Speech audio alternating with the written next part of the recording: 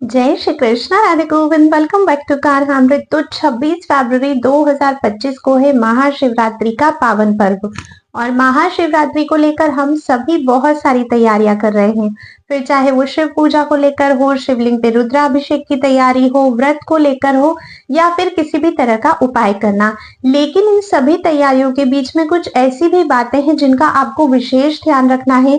पूजा में कोई भी ऐसी त्रुटि हमें नहीं करना है जिससे कि भगवान भोलेनाथ हमसे नाराज हो जाए, क्योंकि देखिए भोलानाथ कहा जाता है जो कि बहुत भोले हैं, बहुत जल्दी प्रसन्न हो जाते हैं।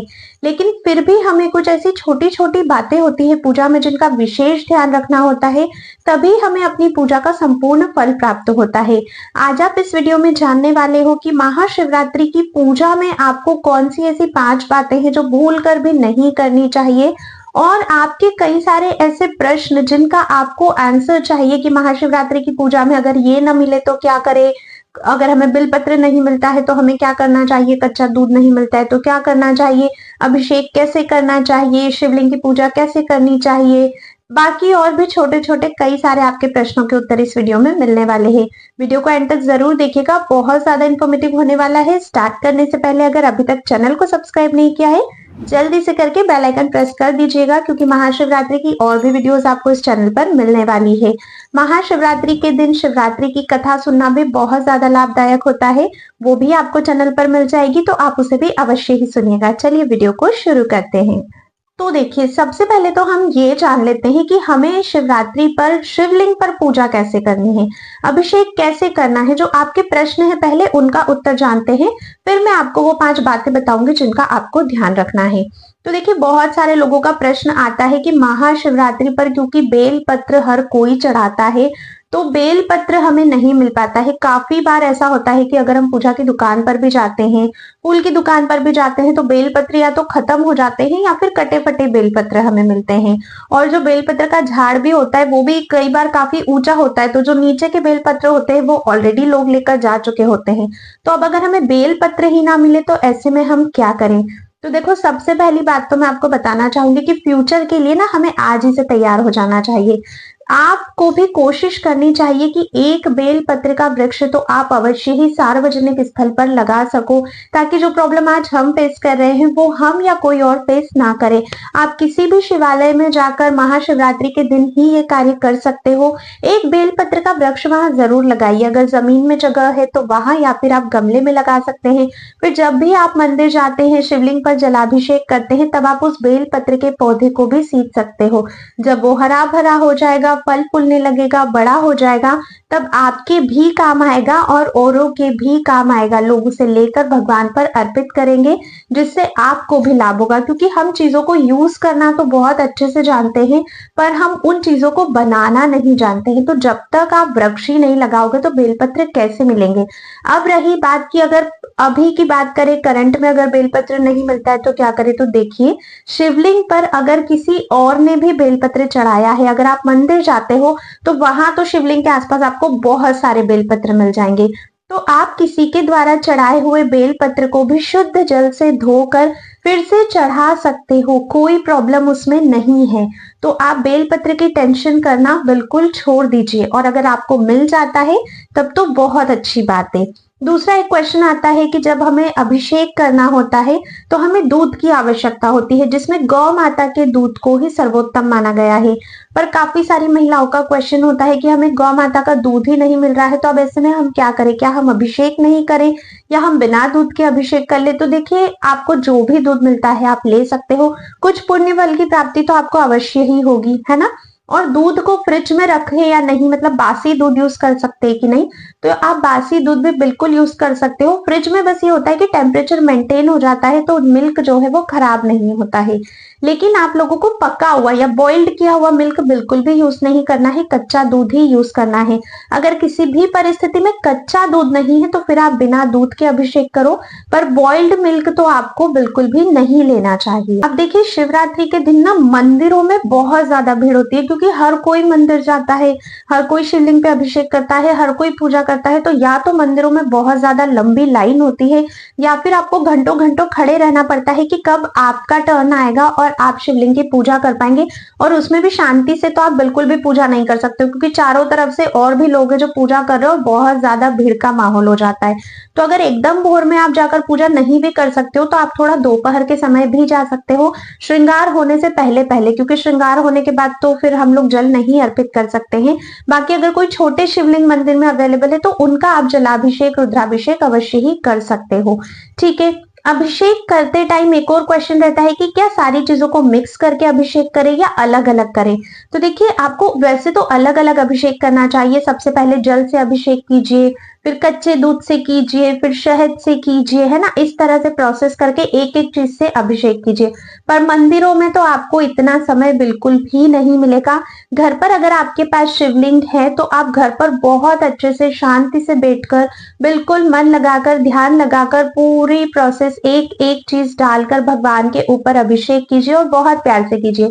पर अगर मंदिर जा रहे हो तो वहां तो बहुत जल्दबाजी करनी पड़ेगी। तो फिर आप ऐसे में ऐसा कर सकते हो कि एक पात्र में आप लोग जो भी अपना अभिषेक का है, जैसे जो पंचामृत का अभिषेक है वो रख सकते हो और एक पात्र में आप जल रख सकते हो। तो सबसे पहले जल अर्पित कीजिएगा, फिर पंचामृत अर्पित कीजिएगा, फिर से आप जल अर्पित कीजिएगा। इस तरह से आपको अभिषेक करना चाहिए मंदिर में। और घर पे अगर करते हो तो पहले जल अर्पित कीजिए, फिर दूध अर्पित कीजिए, फिर दही अर्पित कीजिए, फिर शहद अर्पित कीजिए। इस तरह से एक एक चीज करके फिर आप घर पे बहुत शांति से अभिषेक कीजिए। और फिर आपको भगवान भोलेनाथ को जो भी उनके प्रिय पुष्प होते हैं, जैसे आंकड़ा हो गया, धतूरा हो गया, शमी हो गया, नील कमल हो गया, है ना, ये जो भी आपको अवेलेबल होते हैं पुष्प वो सभी चढ़ाइए। कुछ भी नहीं मिलता है तो एक सफेद रंग का पुष्प अवश्य ही आप भोलेनाथ को इस दिन शिवलिंग पर अर्पित कर सकते हैं।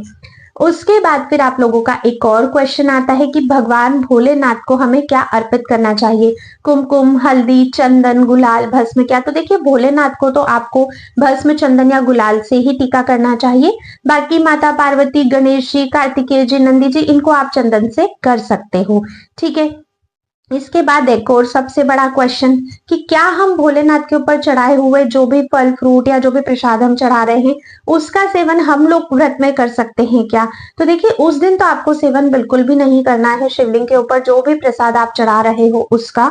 ठीक है। पर नेक्स्ट डे जब आप अपने व्रत का पारण कर लेते हो उसके बाद फिर आप लोग शिवलिंग पे चढ़ाया हुआ जो प्रसाद है, जो भी आपने चढ़ाया था या किसी और ने चढ़ाया हो, आपको पंडित जी ने दिया हो, तो फिर उसका सेवन आप लोग कर सकते हो। लेकिन जिस दिन व्रत है उस दिन आपको नहीं करना है।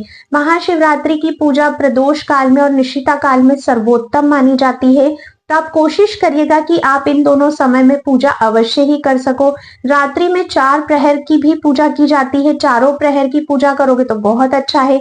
चारों की नहीं कर सकते हो तो पहले और आखिरी की कर लो या फिर किसी भी एक प्रहर की पूजा अवश्य ही कर लो। चैनल पर वीडियो ऑलरेडी आ चुका है। 4 प्रहर की पूजा का क्या शुभ मुहूर्त है, निशिता काल प्रदोष काल का क्या शुभ मुहूर्त है, जलाभिषेक अगर आपको करना है तो उसका शुभ मुहूर्त क्या है, उस वीडियो का लिंक आपको डिस्क्रिप्शन बॉक्स में मिल जाएगा।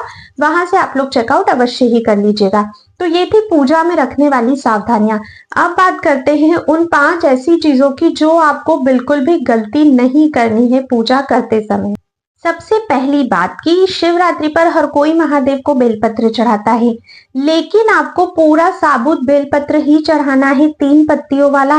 कहीं से भी थोड़ा सा भी कटा फटा या छेद वाला बेलपत्र आपको भूल कर भी नहीं चढ़ाना चाहिए, क्योंकि कटे फटे या जो छेद वाले बेलपत्र होते हैं वे शिव पूजा में निषेध माने जाते हैं। तो आप ध्यान रखिएगा कि अगर साबुत बेलपत्र आपके पास अवेलेबल है तो ही आप बेलपत्र महादेव को चढ़ाइएगा। दूसरा, चावल हम लोग पूजा में उपयोग करते हैं। कहते हैं कि महादेव को अगर शिवलिंग पर चावल चढ़ाए जाते हैं तो उससे धन धान्य और सुख समृद्धि की प्राप्ति हमें होती है। लेकिन आपको टूटे हुए चावल नहीं लेना है या टुकड़ी चूरी जिसे कहा जाता है वो आपको नहीं लेना है। आपको पूरे साबुत चावल लेना है जो मतलब ऐसे कॉर्नर से हल्का सा कटा रहता है ना चावल, ऐसा खंडित चावल आपको नहीं लेना है। पूरे साबुत अक्षत ही आपको महादेव को अर्पित करने चाहिए। ठीक है। इसके बाद आपको ये ध्यान रखना है कि महादेव की जब भी आप पूजा करते हो तो महादेव को आपको चंदन और महादेव को आपको भस्म का तिलक करना है। आप चाहे तो गुलाल भी यूज कर सकते हैं, लेकिन आपको कुमकुम और हल्दी बिल्कुल भी यूज नहीं करना है, क्योंकि कुमकुम जो होता है वो सुहाग का प्रतीक होता है और हल्दी जो होती है वो हमारी सौंदर्यता में और भी ज्यादा मतलब वृद्धि करती है, तो वो महादेव को नहीं चढ़ाना है। आप माता पार्वती को, कार्तिकेय जी को, गणपति जी को, नंदी को चंदन, रोली, इन सभी चीजों से तिलक कर सकते हैं। ठीक है। चौथा, आपको ये ध्यान रखना है कि महादेव का जब भी अभिषेक करते हो तो वो कभी भी नारियल पानी से नहीं किया जाता है। ठीक है, इस चीज का विशेष ध्यान रखना। काफी सारे ऐसे लोग होते हैं जो डायरेक्ट या तो नारियल पानी से अभिषेक करते हैं या नारियल से पानी को अलग करके फिर महादेव का अभिषेक करते हैं। आप चाहे तो साबुत नारियल चढ़ा सकते हो, पर नारियल पानी के द्वारा आपको अभिषेक नहीं करना है।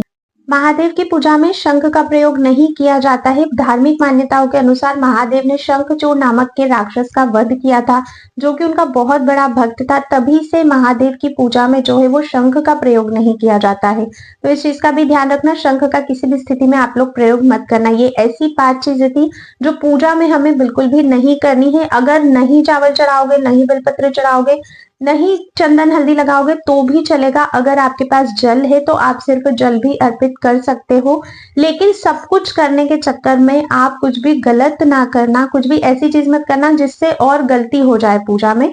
तो इन सभी बातों का आपको ध्यान रखना है। आज की वीडियो में बस इतना ही था। अगर आपके कोई भी प्रश्न है, कोई भी डाउट्स है, आप कमेंट करके पूछ सकते हैं। अगर वीडियो आपको थोड़ा भी पसंद आया है तो ज्यादा से ज्यादा शेयर कीजिएगा, ताकि सभी लोगों तक ये इन्फॉर्मेशन पहुंच सके। और लाइक किए बिना भी बिल्कुल मत जाइएगा। अब हम मिलेंगे नेक्स्ट वीडियो में, तब तक के लिए राधे राधे।